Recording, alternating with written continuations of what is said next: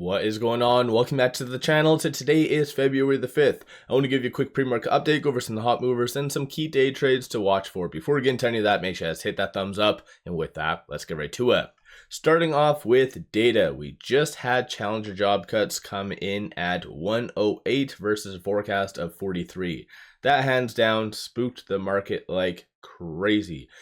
So that really does signal a little bit more of a slowing that is starting to occur. Initial jobless claims just came out roughly around 4 minutes ago, 231 versus a forecast of 214.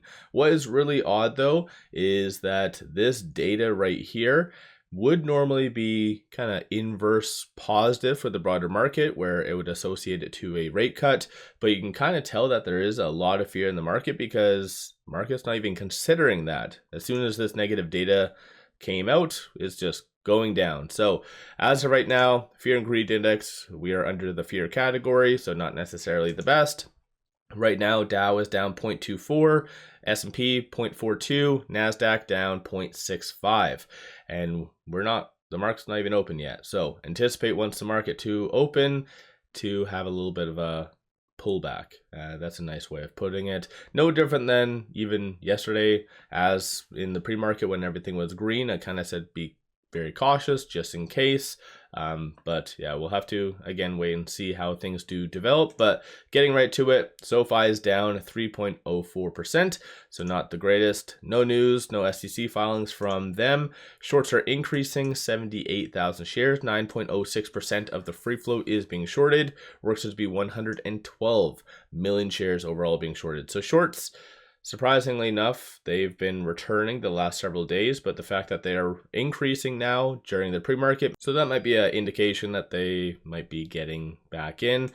Moving on with it right now at 20 and change, it is right below this S2. So 2033 is going to be that key point to really get over. If not, you could be seeing a push lower to kind of the teens. And this is something I did mention in my dedicated Sofi videos when it was at like $24. That's kind of one possibility that could play out, is that you could see it in the teens, and it looks like it's actually might come to fruition.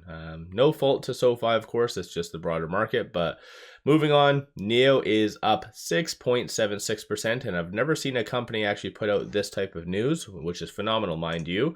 But NIO announces profit alert for fourth quarter of 2025. So it looks like they did make roughly around $100 million from their operations. So that's pretty impressive, mind you. So that's kind of a good thing.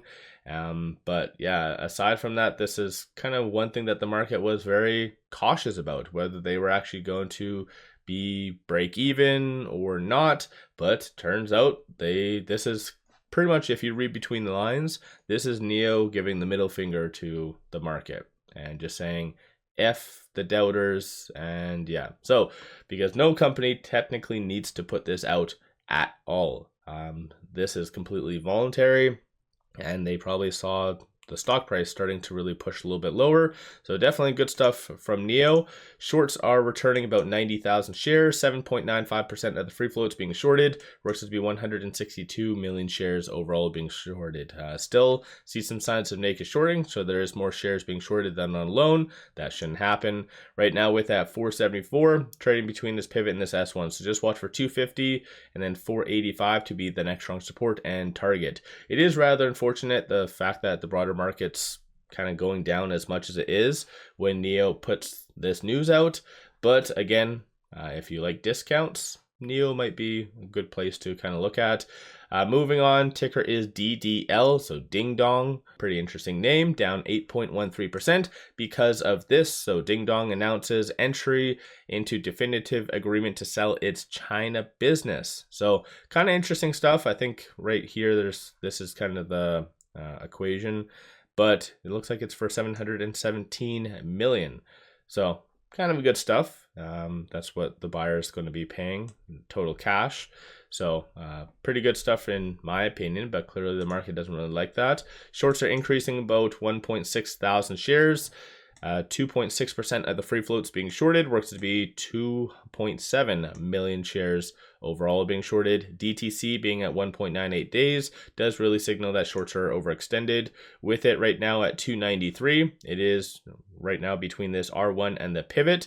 So 281 and then 306 is going to be the next strong support and target. So kind of just watch for either of those or possibly a recovery to this R2. So that 321. Moving on from here, ticker is BNAI. They are up 29.5%, definitely getting a lot of good attention during the pre-market, a lot of good volume, and that's because of this. So they did terminate their 50 million standby equity purchase agreement. That was with Yorkville. So interesting stuff.